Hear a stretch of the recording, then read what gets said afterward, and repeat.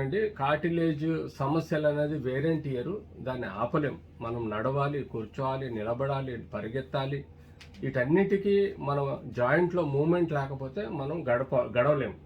So cartilage damage కాకుండా ఉండాలంటే trivial injuries జరగకుండా, అంటే తెలియని దెబ్బలు జరుగుతూ ఉంటాయి, తద్వారా కార్టిలేజ్ డ్యామ్ అవుతూ ఉంటుంది. సో అప్పుడు మనం స్పోర్ట్స్ యాక్టివిటీస్లో కానీ లేకపోతే ఏదైనా యాక్టివిటీ, పిల్లలు చెట్లు ఎక్కుతారు, దుంకుతారు, పెద్దవాళ్ళు కూడా గోడలు ఎక్కుతుంటారు, ఏదో పని చేస్తుంటారు, ఆ సమయాల్లో జాగ్రత్తగా ఎగిరి దిగాలి. స్పోర్ట్స్ యాక్టివిటీస్లో జాయింట్ని పూర్తిగా సమృద్ధిగా దాన్ని స్ట్రెంగ్తెన్ చేయాలంటే వార్మప్ ఎక్సర్సైజ్ చేయాలి.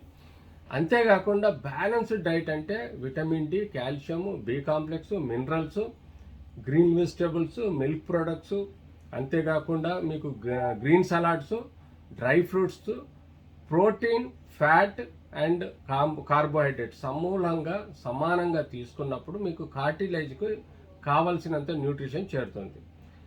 అంతేకాకుండా సపోజ్ ఓల్డ్ ఏజ్ వచ్చేసింది, 40-50 ఏళ్ళు వచ్చింది, అయితే మనకు హార్మోనల్ ఇంబ్యాలెన్స్ వస్తుంది లేడీస్లో. పీరియడ్స్ స్టాప్ అయిపోయి హార్మోనల్ ఇంబ్యాలెన్స్ వచ్చేసి ఒక విటమిన్స్ లెవెల్స్ తగ్గుతూ ఉంటాయి, తద్వారా ఆస్టోపోరోసిస్ అని వస్తుంది. అలాంటి వ్యాధి రాకుండా విటమిన్ డి, కాల్షియం లాంటివి తీసుకోవాలి. పెద్దవాళ్ళల్లో ఎప్పుడైతే మనకి ప్రాబ్లం మొదలైందో నీ సపోర్ట్స్, బ్రేసెస్ పెట్టుకోవాలి. రెగ్యులర్గా కార్డిసెప్స్ ఎక్సర్సైజ్, నీ ఎక్సర్సైజ్ అంటే మోకాలు ఎక్సర్సైజ్ చేస్తూ ఉండాలి. ఎందుకంటే ఈ పక్కనున్న కండరాలను మనం స్ట్రెంగ్తెన్ చేస్తే ఈ కార్టిలేజ్ మీద బరువు పడకుండా కాపాడుతుంది. అలాంటి ఎక్సర్సైజ్ చేయాలి.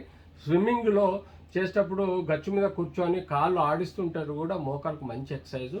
లేదంటే ఇంట్లో సైక్లింగ్, సింగిల్ టైర్ సైక్లింగ్ ఉంటుంది, స్టాటిక్ సైకిల్ అంటాం, సైక్లింగ్ చేయడం, లేకపోతే అవుట్డోర్ సైక్లింగ్ అని చేయాలి. నడక అన్నది మంచిది కాదు ఒకసారి నొప్పి మొదలవుతాయి.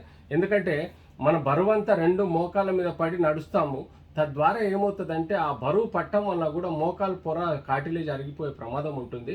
అందుకనే బరువు పడని ఎక్సర్సైజ్ అంటే సైక్లింగ్.